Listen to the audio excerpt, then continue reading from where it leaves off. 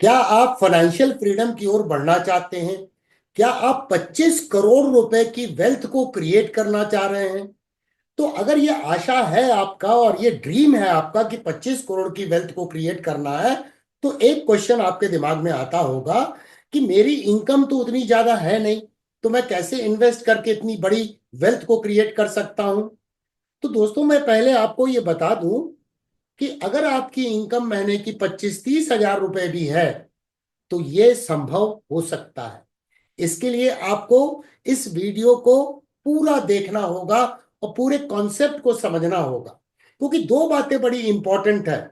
हमें आने वाले इंडस्ट्रियल रेवोल्यूशन को समझना होगा, जिसे सिक्स्थ वेव ऑफ इनोवेशन बोलते हैं, और उसके अकॉर्डिंग वो सही इंस्ट्रूमेंट को सेलेक्ट करना होगा जिसमें हम निवेश स्टार्ट करेंगे, और छोटे से अमाउंट से दोस्तों, और एक 25 करोड़ के टारगेट को फिक्स करेंगे।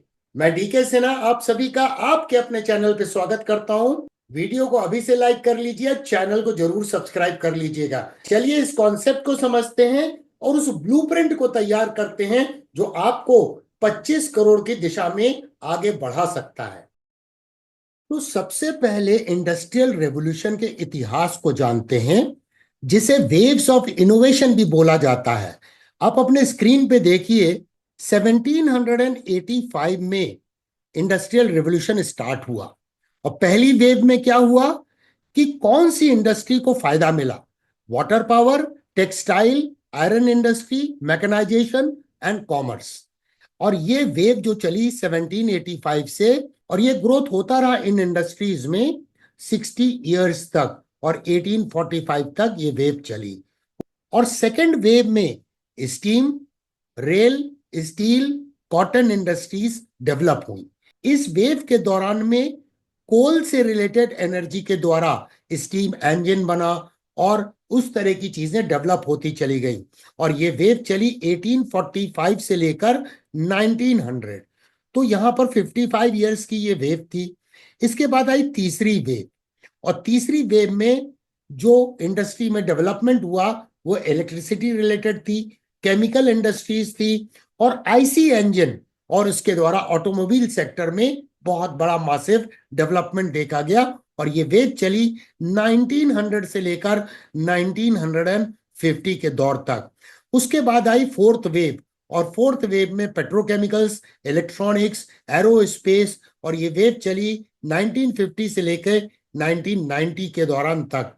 इसके बाद आई फिफ्थ वेव, जिसमें हमने देखा 1990 से 2020 के दौरान में digital network, software, new media जिसे हम सोशल मीडिया के नाम से जानते हैं।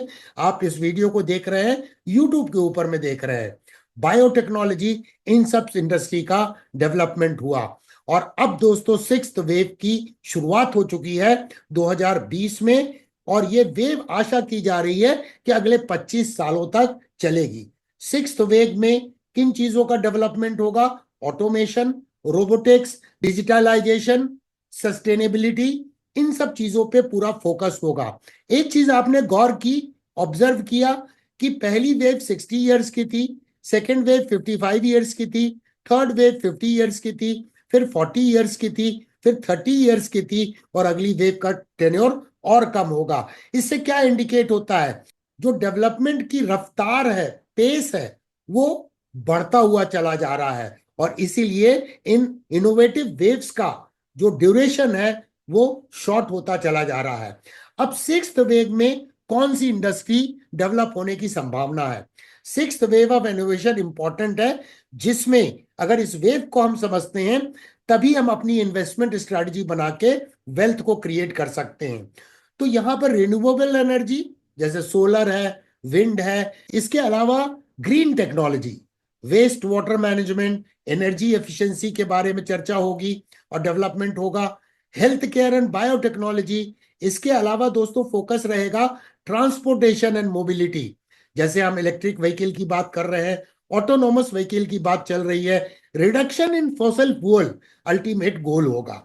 इसके अलावा दोस्तों इंपॉर्टेंट है कि ICT, information and communication technology में बहुत मासिव डेवलपमेंट होगा, जिसमें आर्टिफिशियल इंटेलिजेंस भी आ जाता है, रोबोटिक्स आ जाते हैं, ऑटोमेशन आ जाता है, डिजिटलाइजेशन आ जाता है, और ये ओवरऑल डेवलपमेंट जो होगा वो एफिशिएंसी को इंप्रूव करेगा।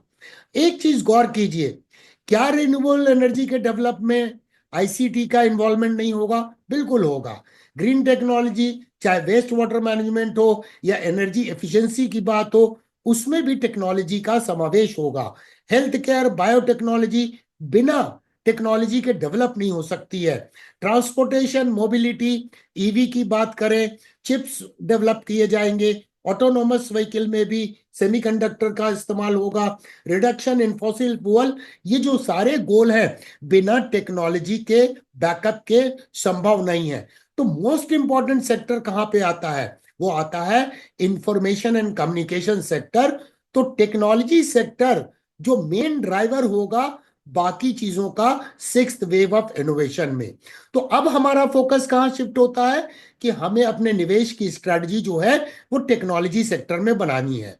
अब यहां पर निफ्टी आईटी इंडेक्स, जो भारत के स्टॉक मार्केट का आईटी सेक्टर का इंडेक्स है, अगर इसे देखें तो जनवरी 1996 में ये लॉन्च हुआ, 100 पॉइंट उसकी वैल्यू थी, और 28 साल के बाद वो कहां पहुंच गया?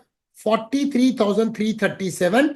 जब दिसंबर 2024 का मंथ समाप्त हुआ तो इसकी वैल्यू थी, तो 28 साल के दौरान में ये 433 टाइम्स बढ़ गया। अब इस इंडस्ट्री का जो रोल है वो सिक्स्थ वेव ऑफ इनोवेशन में बहुत अधिक रहने वाला है। और जैसा हमने देखा कि हर इंडस्ट्रियल रेवोल्यूशन का ड्यूरेशन कम होता जा रहा है, मतलब रफ्तार जो है ग्रोथ की वो अधिक रहने की संभावना है। तो अगर इस फिगर को आपको याद रखना है कि 100 से इसकी शुरुआत हुई और 28 साल में ये पहुंच गया 43,337। अब आगे कैलकुलेशन करते हैं। अब सीएजीआर को निकालते हैं। तो सीएजीआर को निकालने के लिए फॉर्मूला है F B divided by PV to the power 1/9 - 1। F B क्या है? Final value. फाइनल वैल्यू हमने क्या देखी निफ्टी आईटी इंडेक्स में? 43,337। पीवी इनिशियल वैल्यू क्या थी? 100 से वो स्टार्ट हुआ। एन क्या हुआ? कितने साल लगे इस ग्रोथ को होने में? 28 साल लगे। तो इसको इस फॉर्मूला में डाल देंगे तो इसका जो सीएजीआर है वो ग्रोथ रेट आती है 24.21%। अब दोस्तों इसको क्रॉस चेक करते हैं एनएससी के वेबसाइट से। तो एनएससी की वेबसाइट में निफ्टी आईटी इंडेक्स जब 31 जनवरी 2025 को क्लोज हुआ तो इसने, जब से ये लॉन्च हुआ है, तो इसने 23.13% का रिटर्न दिया है। पिछले 5 साल में 21.45% का रिटर्न है, और टोटल रिटर्न की बात करें तो यह है 23.91%। तो यहां पर एक चीज और इंपॉर्टेंट है समझना, ये इंडेक्स जो है इसका बीटा जो है 0.96 है जब से ये लॉन्च हुआ। इसका मतलब लेस वॉलेटाइल है। तो लेस वॉलेटाइल इंडेक्स है तो कंपैरेटिवली लेस रिस्की भी है। ये इंडेक्स कंपैरेटिवली सेफ क्यों हो जाता है कि पुअर परफॉर्मिंग कंपनी जो है वो ऑटोमेटिकली बाहर चली जाएंगी, क्योंकि इंडेक्स की रीबैलेंसिंग हर 6 महीने में एक बार होती है। आज की डेट में अगर टॉप 10 कंपनीज की बात करें तो कौन सी कंपनी है इसमें? इन्फोसिस है, टीसीएस है, एचसीएल टेक्नोलॉजी है, टेक महिंद्रा है, विप्रो है, परसिस्टेंट सिस्टम्स है, कोफोर्ज है, एलटीआई माइंट्री है, एम्फैसिस है, एलएनटी टेक्नोलॉजी सर्विसेज है। तो ये कंपनी का कॉन्स्टिट्यूएंट चेंज होता रहेगा। लेकिन अगर आपने निफ्टी आईटी इंडेक्स में निवेश किया तो उसकी सेहत पे कोई फर्क नहीं पड़ेगा, क्योंकि जो कंपनी नहीं आएंगी, जो तेजी से आगे बढ़ेंगी, वो इस इंडेक्स का हिस्सा ऑटोमेटिकली बन जाएंगी, और जो कंपनी परफॉर्म नहीं कर रही हैं वो इंडेक्स के बाहर चली जाएंगी। अब दोस्तों ये इंपॉर्टेंट है ये समझना कि आप 25 करोड़ के टारगेट को कैसे अचीव करेंगे। जो अभी हमने हिस्टोरिकल डेटा देखा, तो निवेश करके किस तरह से अचीव करेंगे, मैं आपके साथ दो ऑप्शन शेयर करने जा रहा हूं। चलिए एक एक करके चर्चा को आगे बढ़ाते हैं। तो पहला ऑप्शन है जो मैंने सिंपल तरीके से कैलकुलेटर को इस्तेमाल किया है।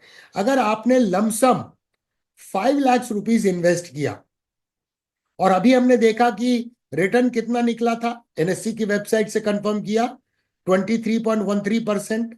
अगर हम ये माने कि ये रिपीट होता है आने वाले सालों में, 25-30 सालों में, तो अगर आपने 5 लाख रुपए के इन्वेस्टमेंट को किया और 30 साल तक उसमें बने रहे, ये खास करके उन लोगों के लिए बहुत अच्छा है जो 30-35 साल के कम उम्र के हैं, यंग इन्वेस्टर्स हैं।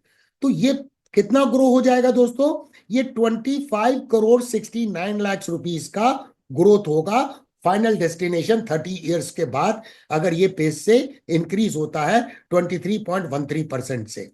वहीं अगर ऑप्शन 2 को देखें, जैसा मैंने शुरू में बोला, अगर आपकी इनकम 25,000 रुपए भी है महीने की, अगर उसमें से आपने 5,000 रुपए का एक सिस्टमैटिक इन्वेस्टमेंट प्लान जिसे सिप बोलते हैं वो आपने स्टार्ट किया, तो 23.13% से अगर ग्रोथ होता है, एक्सपेक्टेड रिटर्न है, तो 30 इयर्स में ये 25 करोड़ 51 लाख रुपीस हो जाता है। डिस्क्लेमर कि जब भी हम इन्वेस्टमेंट के बारे में प्लान करते हैं तो कुछ भी गारंटीड नहीं होता है, लेकिन हमारे पास ऑप्शन कुछ भी नहीं है कि हिस्टोरिकल डेटा के आधार पर ही हम प्लान करें वेल्थ क्रिएशन के लिए।